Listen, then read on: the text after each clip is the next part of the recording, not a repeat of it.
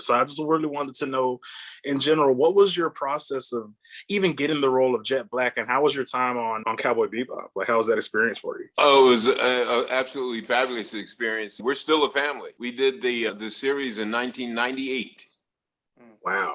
And we have a text conversation that's open-ended. And we all were selected. We didn't know. I don't think anybody auditioned. We were selected. And we didn't know what it was. So often when you get called in on a project, you don't know anything about it if it's a new project. And so I thought it was something about cowboys. Too, when I first heard about it. Yes, right. Literally. You know, my character me riding horses and talking. Yeah, you know how it's gonna be. It's gonna be a cowboy. When we in the first session, Mary Elizabeth, who was directing, we were deciding what kind of voice that would Jet have. And that's what I was thinking. And she said, probably not. I said, okay. She said, why don't we start with your voice? I think basically you use your voice. Maybe we'll tweak it a little bit and that'll be it. I said, okay. And she said, let me explain to you what this show is. She says, cowboys in the future are bounty hunters. You're not really a cowboy. I said, oh, okay, so that put it in a whole different context. And the Bebop is your spaceship. Now, I come way back from the day with the beatniks. And so Bebop was, you know, Bebop-a-loo-wah, yo, my baby. So you just had the complete wrong idea. Yes, I was completely wrong. I was completely off. But she explained it to me. And then when we started doing it and voicing it, I was thinking, wow, I like this cat. Jet is cool. Jet's cool. Oh, yeah. And he was like me in terms of, I have a son and a daughter, and Faye and Spike are like his niece and nephew because of the age thing. But so there was a lot of similarities between Jet and I. Me coming from a macho background in terms like when I was growing up, basically my concept of myself was as an athlete and basically a football player. I played football, baseball, and basketball like in high school, but my identification was as a football player, macho and all of that stuff. And so you can see it in Jet, how when the crew leaves and he's alone on the ship with Ayn, and he's talking to Ayn and he's saying, I don't care, I'm glad they're gone. I don't care. You know, it's just you and me. We don't need anybody else. And then he hears a noise and he thinks it's Spike, Spike's back. Oh, he's not. Right. You know, and but none of us had any idea it would be as iconic a show as it became. But Cartoon Network is, you know, what made it blow up. It did. When it went to Adult Swim. And I think that Dragon Ball Z aside, I think Cowboy Bebop had a great influence on anime spreading into the culture of our country. And the music was just amazing. All kinds of music, and it's basically American music, because Watanabe, when he wrote this, his concept of this show was all about the American. He wanted to get it to the American culture, get it to the American audience, because everybody around the world, they want to get their product to us because we have money to buy stuff. And so that was his concept. And it wasn't a big hit in Japan until it became a real big hit here. And then it had a resurgence there in Japan. But the show was so much fun to do, and we had time. You know, a lot of things nowadays, they're in a rush, but we had time to do it. And to the point where sometimes Mary Elizabeth was slightly annoying, because I would say, I think we got it. She said, no, we got to do it again. I said, yeah, but no, we got to do it again. I said, okay, all right. But she knew what she was doing, to make sure every little flap match. There's no sloppy, yes, no sloppy sink fear. And it was important that she did, and that was her first directing gig too, which is absolutely amazing that she did such a wonderful job for her first directorial gig. Because the thing about a director is you have to have a strong concept of what you want from your actor, but you also have to be able to communicate it. Because if you can't communicate it, the process breaks. That's one of the things. And her being an actress and coming from that background, she was able to identify with us as actors, and she could communicate with us in a proper way. So, and I think that's one of the reasons the product came out to be so good. But the bottom line is the writing and the project itself. Whenever an actor has something to do, the first thing is, how good is the writing? Because, you know, you can be a brilliant actor, but if the writing's bad, there's nothing you can do. You can do your best, but it's not gonna carry the day. So it starts on the page. It starts with the writing, and it was just a joy whenever I get the call to come in to work. Says, okay, we have 4 more episodes. All right, let's dig into this thing. Cool. And sadly, when you're doing anime, you're in the booth alone. You're not when you're doing original animation, you're all sitting around in the room together with the music stand and the script, and you can relate to each other. But with anime, it's already done. So you go into the booth alone, do your thing, and then the next actor comes in and does their thing. But that was back when we were using paper. We weren't using tablets and pads or anything. And right. So you remember paper? Remember oh, paper? Man, I actually forgot about that, to tell you the truth. Yeah, what's paper? A little side story. I told my granddaughter when I first came to town, we didn't even have fax machines. So if I had an audition, I'd have to drive to the studio to pick up the sides, and she said, wait a minute, Papa, you drove across town to the studio to pick up a piece of paper? I said, yep, that's what we had to do. She said, no way. I said, way, that's what we had to do. And then I remember when the fax machines came in, we were just jumping for joy. Oh my God, the script just came right to my house. This is fabulous. But what would happen was the paper would turn color and turn yellow, and sometimes it would be hard to read the script. But anyway, that's just a little side story about how when we were back in the dark ages with show business, that's what you had to do. And what we would do is my manager or my agent would call me to say, you have an audition like for Dallas. Okay, but I want to know how big is the part? Because if the part is big enough, that I like to sleep on it. I like to work on it and then sleep on it. And then sometimes I get ideas during the night and blah, blah. But if it's a small role, I won't go in early to get it. I'll just go, and I won't go the day before. Because if it's a good part, I drive into the studio, pick up the sides the day before, work on it, sleep on it, and then go the next day. But if it's a small role, I wouldn't waste my time in the gas. I would just go early. If I had a 2 o'clock audition, maybe I'll go at 1. And then I spend that hour working on it right there at the studio, and then give my audition.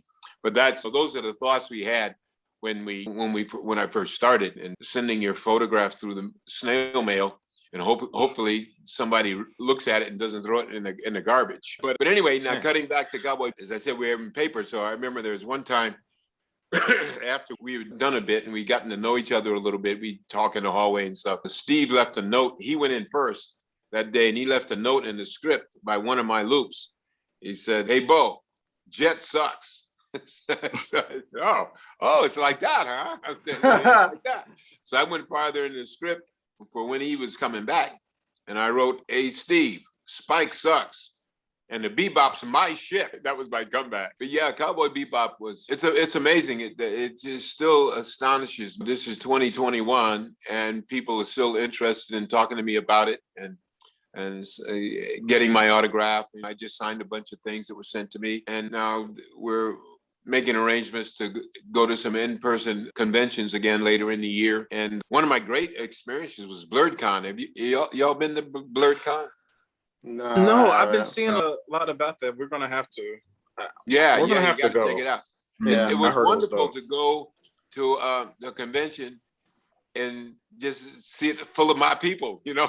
Yeah, right. Exactly. It was us. The hotel was just full of us, cosplaying, and it was a wonderful experience. I really enjoyed that, because my life basically has been being one of a few of us wherever I was. When I was growing up in Connecticut, that was the way it was. And just basically that's the way my life has been. I'm just one of a few people of color. And to go there to have a convention that's like us, it just touched my heart. It was that's so cool. Fun. So y'all need to make sure you get there. No, I definitely would love to go. I've been hearing a lot about. Actually, I follow them on Instagram, so I've been seeing so much about BlurredCon lately. So I definitely want to go. Yeah, do that. But yeah, Cowboy Bebop, it's really made a very significant contribution to my life. Because when I go to conventions, and it's being on the podcast with you guys here, I'm just absorbing all this love from y'all. That's what it is. I go to conventions and I get paid to absorb love. And so I feel the least I can do is give it back. But yeah, without the fans, we got nothing. It's all about you guys. And it's something that as I say, it's had such a profound effect on my life that, especially with social media now. And so that's once again, I'm absorbing this love from people around the world, saying from Australia, from South America, Tunisia, saying, I can't believe I'm talking with Jet Black. Well, I mean, we're just having a message conversation, but they're still just excited about it. And you can imagine living your life like that, where wherever you go, people are happy to see you. That's awesome. It's a very special way to live. And I've done a lot of other things, but Cowboy Bebop has had a really profound effect. And years ago, there weren't conventions, so we didn't have an opportunity to have face-to-face contact with our fans. When the closest it would come would be the fan mail. Like when I was doing General Hospital, I've done all of the soaps that are out here, Young and the Restless, General Hospital, Days of Our Lives. But I was doing, when I was doing General Hospital, we had a fan luncheon. It was in August. Fans could, I don't know how the process worked, but a certain number of fans would be chosen. And they could come and have a luncheon with us and get autographs and just sit around and talk with us. And that was like the precursors to conventions, at least for me. That was in the early 90s and I remember I was talking with this family. It was a family of 4. They were from Eastern Canada, I think from Toronto. And it was a mother, father, and a teenage son and a teenage daughter. And they arranged their family vacation around coming to the General Hospital fan luncheon. And they were so excited to see us. And we would get I'd get all this fan mail with people saying, you're the best actor ever. Obviously they were correct. But that was the extent of our interaction with the fans back in the day. And but now it's just absolutely terrific. And I'm just so grateful. People standing in line 4 or 5 hours to spend 5 minutes with me. And sometimes I get in trouble with the cons because I spend too much time with people and they'll whisper, you got to move on, you got to move on. And I'm thinking, this person has waited hours to see me. I'm not going to give them the bum's rush. And so I do the best I can to give people their time, because I like to hear their stories about how what I've done has impacted their lives. And that's the love that I absorb from them. To say I was having a hard time in college and somebody introduced me to Cowboy Bebop and it changed my life because I was so depressed. And I've heard that story so many times. It's just, you'd be amazed how many times fans have told me what a positive impact my work has had on their lives. And I know I'm not doing brain surgery, but with the feedback that I've received from fans, it makes me feel really good that I've had a positive impact on people's lives. Oh, that's awesome. I couldn't imagine. That's definitely the impact that Cowboy Bebop has had, man. It's completely relevant today. And I personally, aside from me, because I'm a huge Full Metal Alchemist fan, so aside from like Full Metal, like I have really completely. I forgive you, by the way. I apologize. I'm completely sorry, don't. But no, aside from Full Metal, I really think Cowboy Bebop it's the best you're going to get with dub. The dub is beautiful, so it's just really awesome. So to Steve, to all the guys, thank you so much it was awesome. It's in the top notch of dubs, and that's me saying as someone that doesn't watch a lot of dubs. So. Okay. You're a hater. You're more of a sub person, huh? I'm more of a sub person. Only reason because I just have my content like immediately, and like dub sometimes it takes a while to get to me. So I'm like, I might lose interest or I might forget about it. So I'm just like, but if I find a dub like Cowboy Bebop, I was like, oh, okay, this is nice because it's already out. So I was like, I can already watch it. I can consume it in its entirety, and I was happy about it. So, all right. He does this every podcast. Not every podcast. I have some times when I don't say it, but it's there. You're entitled. He's entitled to that. He's entitled to that. Yeah. Give me some respect. Look, get it back a little bit. I don't blame the bastard. I love it. Oh, excuse me. Wow. Sorry. Wow. I love it. Not only does everybody here, I can love it. Okay, wow. Demetrius, you're missing, Mr. Billingslea has some of the best monologues, dude, and you're missing them, I watch stuff. I'm not saying I don't. Of course. Oh, yeah. Yeah. Don't worry. I know of the good stuff. You know? Okay. I'm just impatient. Sometimes I'm just impatient. And I just don't want to wait for it. Okay, you're back on my good list. Well, Hey, look, see? There you go. we'll give him a pass, okay? Wow. We'll give him a pass. He's Wow. okay. He's okay. Give him a pass. Wow. You know, the person over here that got you talking about Full Metal, and you're going to give me the end of the deal here?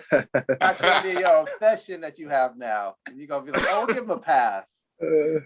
Yeah. Oh, you know we love you, Dmitri. Of course. It's all fun and games here. I get it. Yeah. Mhm. Yeah, I can see that. You guys have a lot of fun. That's great.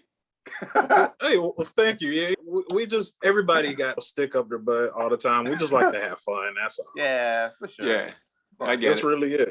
And I'm one the more same thing I way. wanted to. Oh yeah, no, I can see. Like we're totally glad because you never know when because I try to get a vibe for our guests before they come on the show, but you never really know. Some people are like to have fun, and some people just get it done and it's over. So and it's fine. Yeah. But no, we appreciate it though. It's, definitely. we're back. We're having a great time. Oh yeah, Me too. Me Yeah. too. But And one more thing, real quick, Josh, before you go, is because I wasn't sure, is Cowboy was it filmed in New York or in Texas? Not filmed, but recorded in New York or Texas. You're talking about Cowboy Bebop? Yeah, was it recorded? We recorded here in Los Angeles. Oh, you recorded in L.A. Okay, Yeah. see, I wasn't sure it was recorded at. Okay. Yeah. Mostly at Kappa Studios here in Los Angeles. Oh, okay, because I wasn't. Okay, I wasn't sure about that. Okay, good to know. Yeah, those other markets like Funimation and they grew up after us here in LA. The Texas group, and we started here, but then they've taken over in a certain way, but it started here.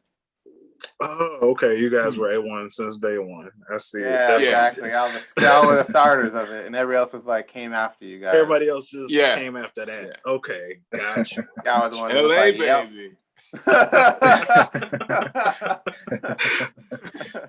Yes, indeed. Yes. What were you about to say, Definitely. Josh? But yeah, I was basically about to say Mr. Billingslea. Yeah, pretty much like I know of Cowboy Bebop and I watched a few episodes, but when I was younger, I pretty much got in trouble watching it late night. Oh, okay. So, In Adult Swim when you weren't supposed to be there? I still watched it anyway though, but but that's a secret between us. I still watched it. But anyway. Okay. So But you yeah, haven't finished it yet, Josh? No, I haven't. I actually need to finish it. But yeah. Okay. That story of Well, his yeah, life, nice man. watching Story of that of his you. life. Uh-oh. But We're getting personal here now. you go. Here you go. See? Hey, I got you back a little bit, okay? Okay, so I might have a little bit of trouble finishing things, but I get there. Yeah. Exactly. But yeah, you also voiced Raikage and Naruto. Yes. I'm most familiar with the Raikage. He's actually one of my favorite characters in Naruto, partly because he's one of the first Black characters that I was introduced to in the medium. He's definitely been a character that I always have in my back pocket. It's, oh wow, he has cornrows. He's the leader of the clan. The leader of the village rather. And yeah. So what was like your process with being able to voice the Raikage? I love Raikage. Although I have to say, B has the best role in the whole show. Oh, does, yeah, he does. Hey, baby, it's okay. Everything's cool. Everything's cool. But I like to say, where's B? Where's B? Hey. Yeah, I enjoyed doing that. We did that. I did Raikage for a long time, and actually did a little bit of old Raikage in Baruto. It was sad to see him. I don't know if you've seen him. Did you see him in Baruto with the bald head and all that? Yeah. When I saw him, I said, "Oh, that's sad. Look at They the did old it man." a little dirty. They just turned 30.